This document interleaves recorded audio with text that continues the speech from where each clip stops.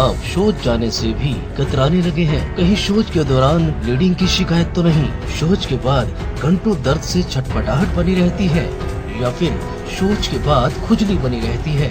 सावधान, ये सभी लक्षण बवासीर या फिशर के हो सकते हैं।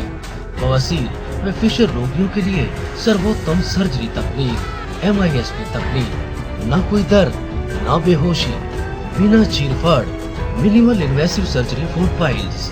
अगर आप फिस्टुला से परेशान हैं, तरह तरह के बड़े बड़े इंस्टीट्यूट्स में भी आप इलाज करवाने के बावजूद भी आपको पस आता है, यानी कि आपको भगंदर अभी भी है, फिस्टुला अभी भी है और आप पूरी तरीके से ठीक नहीं है, तो आज हम आपको एक ऐसी तकनीक शेयर करने वाले हैं, एक ऐसा इलाज बताने वाले हैं जिसके माध्यम से आप फिस्टुला का या भगंदर का जड़ों से इलाज कर सकते हैं।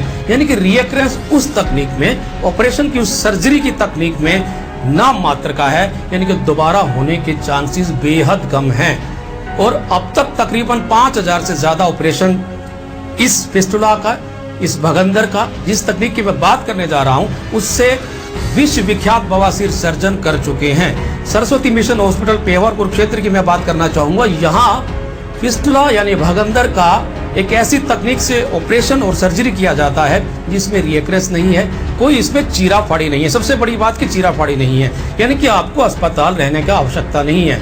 टेक केयर सर्जरी है, किसी तरीके का कोई टेंशन नहीं है, कोई इसमें डरने और भय का कोई बात नहीं है, क्योंकि इसमें कोई चीरा फाड़ी नहीं है, कोई आपको बेहोश करके ऑपरेशन नहीं होता है, ना ही कोई लंबा समय आपको बेड रेस्ट करना है, ना ही हॉस्पिटलाइज रहना, यानी कि आपको अस्पताल रहने की आवश्यकता नहीं है।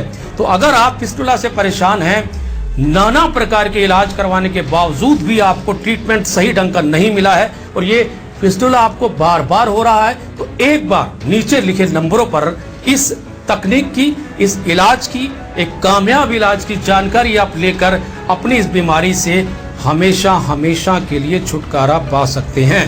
आज हम फिस्टुला नैनो, जिसे हिंदी में भगंदर भी कहा जाता है, इस पर चर्चा करेंगे। सबसे पहले जानते हैं कि इसके साइन एंड सिम्टम्स या लक्षण क्या होते हैं।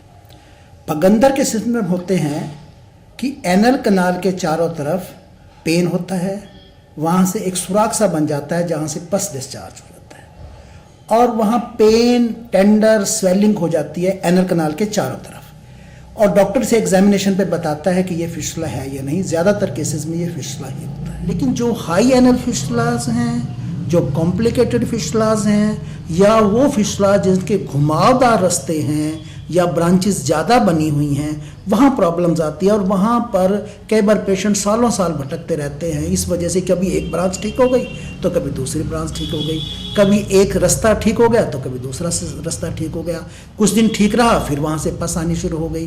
तो इन कॉम्प्लिकेटेड फिस्टुलाज का जो ट्रीटमेंट है, इसके लिए बड़ी एहतियात बरतनी पड़ती है। और लेकिन जो हम टेक्निक अवेलेबल करवा रहे हैं, या जो जिस टेक्निक से हम कर रहे हैं, वो है लेज़र फिस्टुलेक्टमी, यानी लेज़र के द्वारा फिस्टुला का इलाज। बड़ा सिंपल, साधारण और सपाट तरीका है। इसमें हम क्या करते हैं, देखिए फिस्टुला में दो ओपनिंग होती हैं, एक इंटरनल ओपनिंग और एक एक्सटर्नल ओपनिंग। इंटरनल ओपनिंग को पहले हम लेज़र से सील कर देते हैं। अब बाद में रह गया बाहर के रास्ते और ब्रांचेस रह गई, तो इन ब्रांचेस को और बाहर के रास्तों को हम वीकली पेशेंट को बुलाकर उसको सील धीरे धीरे 1 सेंटीमीटर या 2 सेंटीमीटर धीरे धीरे सील करते आते हैं, और 8 हफ्ते में ये पूरा सिस्टम सील हो जाता है। इसमें सबसे बड़े जो लाभ हैं वो ये हैं कि कोई पेशेंट को अपना काम डेली करता रहे, कोई उसको कोई रुकावट नहीं है, वो अपना बल्कि चले, खूब खाए, कोई उसका डाइट पे कोई बंधन नहीं है, कोई चलने पे बंधन नहीं है, कोई बेड पे लेटना नहीं है, कोई ड्रेसिंग्स नहीं है, कोई रुकावट नहीं किसी किस्म की, और उसे वीकली एक बार आना है और लेज़र लगवा कर चले जाना है। तो ये जो लेज़र फिस्टुलेक्टमी का जो मेथड है, इसकी जो टेक्निक हमने ईजाद की, बड़ी सिंपल, सपाट और सस्ती टेक्निक है, और इसके रिज़ल्ट 95% से ऊपर है। तो इसको हम यहाँ पर फ्रिक्वेंटली कर रहे हैं, और आप इसका आकर लाभ